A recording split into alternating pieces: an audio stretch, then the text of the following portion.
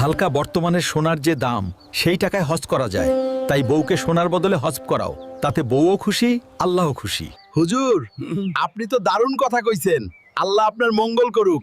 যাই, বউরে নিয়ে হজ কইরা আসি।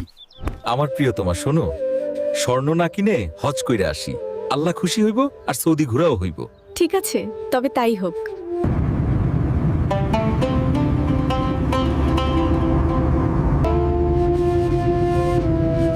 চলো, হজ তো শেষ, এখন তোমাকে একটু শপিং করায় দেই।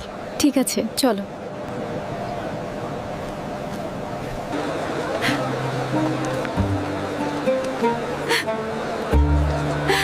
আর মুভিটা দেখো।